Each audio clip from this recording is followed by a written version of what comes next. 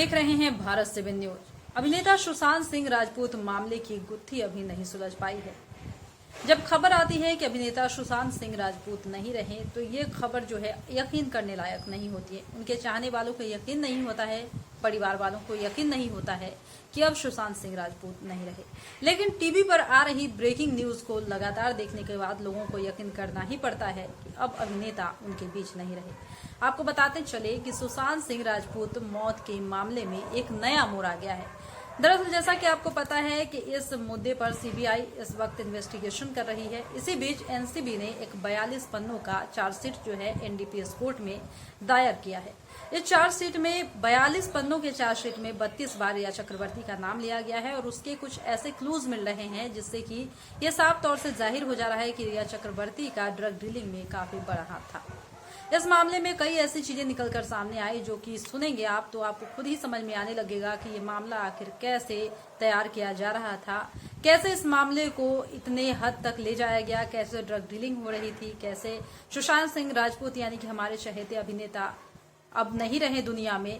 मतलब ये मामला इस तरह से बन गया। इस चीज को देखने लायक है कि आखिर ये 42 पन्नों के चार्जशीट में क्या दाखिल किया गया। आपको बताते चले कि एनडीपीएस कोर्ट में जो है चार्जशीट दाखिल किया गया है जिसमें एनडीपीएस कोर्ट ने रिया चक्रवर्ती को गिल्टी माना है।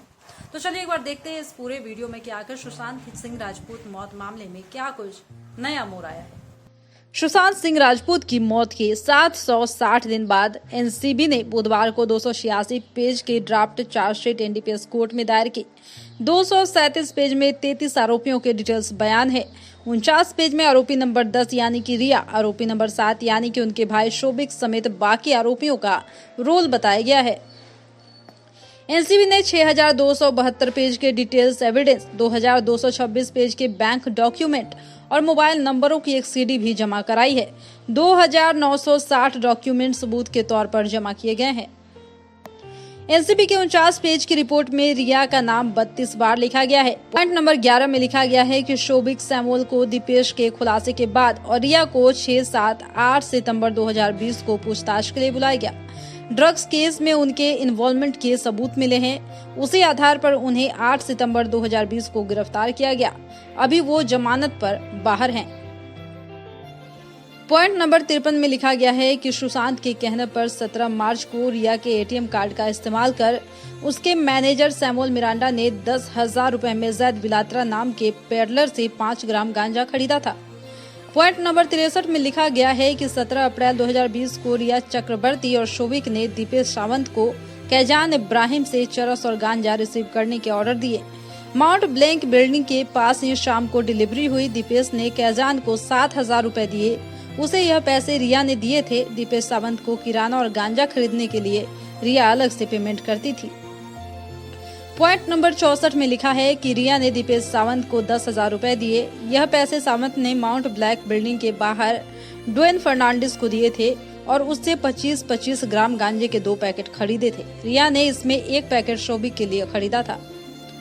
पॉइंट नंबर 78 में लिखा है कि रिया ड्रग्स के फाइनेंस से लेकर उनके मैनेजमेंट का पूरा काम करती थी। 16 मार्च को रिया चक्रवर्ती ने सुशांत सिंह राजपूत के लिए ड्रग्स खरीदने से पहले अपने भाई शोभिक सैमुअल, दीपेश सावंत और अन्य के साथ एक मीटिंग भी की थी।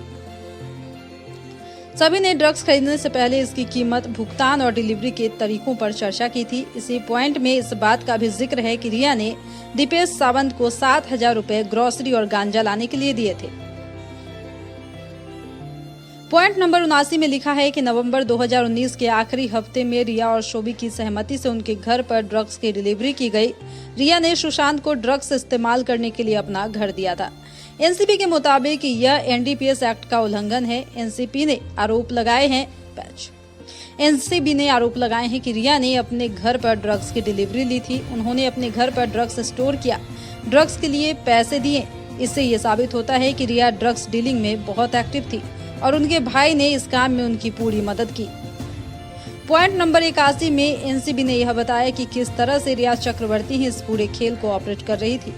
इसमें एनसीबी ने एक फ्लोचार्ट बनाया है जिसमें रिया को बीच में रखते हुए उनकी चैट, बैंक अकाउंट और साथ ही ट्रांजैक्शन को दिखाया है। रिया जिस मोबाइल नंबर का इस्तेमाल कर रही थी उसे भी शो किया गया है। और वहीं पॉइंट नंबर 132 में लिखा है कि सुशांत के पास ड्रग्स 5 लोगों से होते हुए पहुंचती थी। सबसे पहले ड्रग पैडलर अनुज केसवानी कैजान इब्राहिम तक उसे पहुंचना था। इसके बाद यह सुशांत के हाउस वर्कर दीपेश सावंत तक पहुंचती थी। दीपेश से सोविक या रिया तक और फिर रिया के जरिए सुशांत तक पहुंचती थी। एनसीबी ऐसी पहली एजेंसी बन गई है जो सुशांत की मौत के मामले में चार्जशीट तक पहुंच पाई है। सीबीआई ने इस केस में 6 अगस्त 2020 को केस रजिस्टर किया था। उसे जांच करते हुए 708 दिन हो चुके हैं, लेकिन एजेंसी के हाथ अब तक कुछ नहीं लगा है। ईडी को भी कुछ नहीं मिला है और इन तीनों एजेंसी के अलावा मुंबई और बिहार पुलिस ने भी इस मामले में जांच की थी। मुंबई पुलिस ने सुशांत की मौत को सुसाइड बताया है। बिहार पुलिस का कहना था कि हमें मुंबई पुलिस ने जांच ही नहीं करने दी। फिलहाल की इस वक्त की खबर में इतना ही। और भी ऐसे ही तमाम वीडियो अपडेट्स के लिए बने रहिए हमारे साथ और देखते रहिए हमारे चैनल भारत 7 न्यूज। हमारे चैनल को लाइक कीजिए, सब्सक्राइब कीजिए, कमेंट कीजिए। अगर हाँ, हमारे वीडियो आपको पसंद आते हैं तो शेयर जरूर कीजिए।